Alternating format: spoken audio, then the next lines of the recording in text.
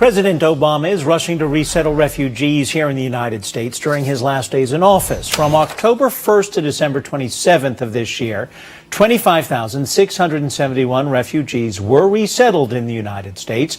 And during that same time period in 2015, the number was 13,791 refugees who were resettled. The Obama administration has resettled 3,566 Syrian refugees since October 1st, almost 3,000 more than the number that were resettled during the same period of time in 2015. Joining me now, American Islamic Forum for Democracy President, Dr. Zuhdi Jasser, and welcome to you. Let me ask you this, because my cousins who live in Connecticut are part of a group of people who are actually sponsoring a Syrian family through their synagogue, and they're having a wonderful experience. So when I hear these numbers of people being resettled, as Americans, we should ask the question, are these people being vetted? And or should we be alarmed by the pace of increase that we witness as the numbers were just, quoted?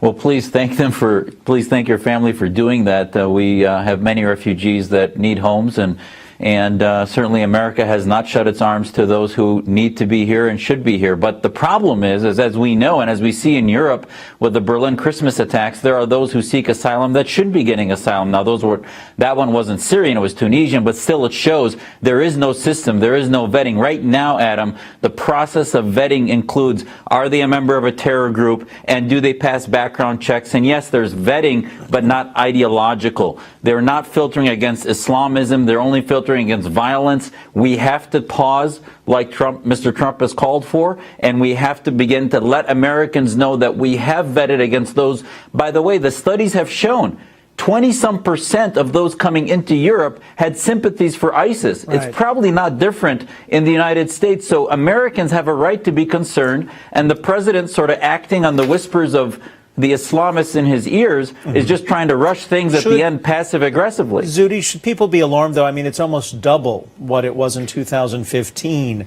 the number who are being resettled in the United States, the 25,671 so far. I mean, is that the kind of thing that should ring alarm bells? Because, as you said, 20% of the people who have gotten into Europe have sympathies with ISIS, and we know that ISIS has infiltrated the legitimate refugees who do need to create new lives. I mean, you'd be foolish to assume that they're not trying to do that here, right?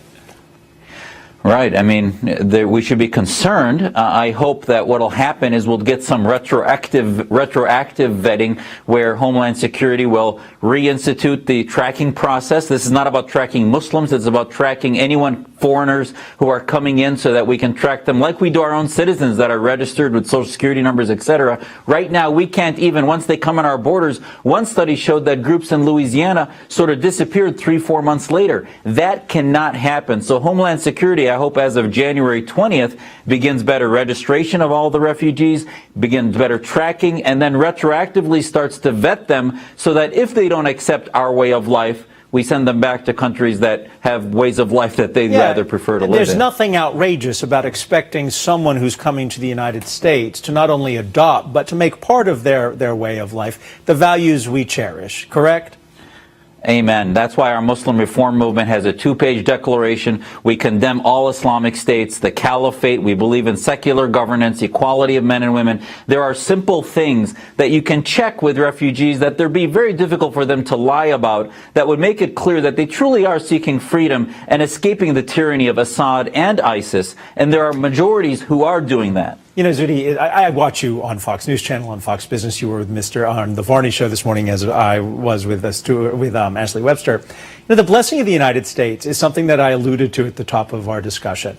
A Jewish synagogue in Connecticut is sponsoring a Muslim family from Syria.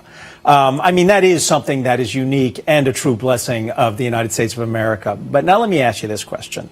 What are the chances that ISIS, their operatives, have already infiltrated some of the refugees who are coming here and getting into our country?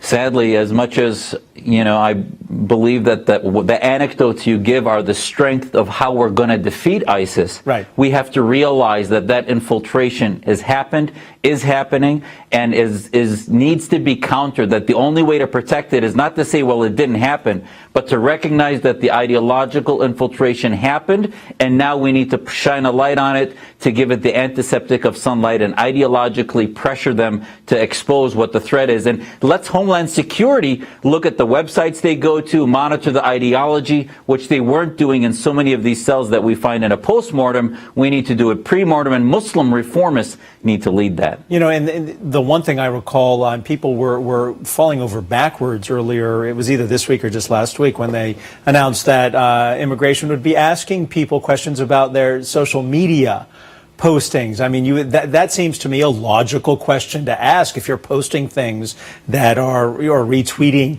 messages from ISIS, I would think people here in the United States would want to know that, correct? Oh, absolutely. That's how you put together what their ideology is. In the Cold War, do you think we were going to let in ideological communists, even though they may have been anti-Soviet? No, we realized that they're swimming in the same pool. So just because they're anti-ISIS, if they're pro-Muslim Brotherhood or pro-Hamas, I don't want them living near me in Arizona or anywhere. So I hope ideologically we start vetting, because I guarantee you, Adam, right now with who is advising this administration, we were not vetting for anything having to do with Muslim Brotherhood, Islamist organizations that are all swimming in that same pool. In fact, weren't there members of Muslim Brotherhood who were welcomed at the White House just a few years back? I don't think we have time for that, but that's an accurate statement, is it not? Ideologically, yes. They weren't card-carrying members, but they certainly were sympathizers and defenders of the Brotherhood movement. Zuhdi Jasser, it's always a pleasure to listen to you and a pleasure to have this discussion with you on New Year's Eve. Let me be the first to wish you a happy and healthy 2017. Oh, you too. Thank you, Adam. Happy New Year. Thank you.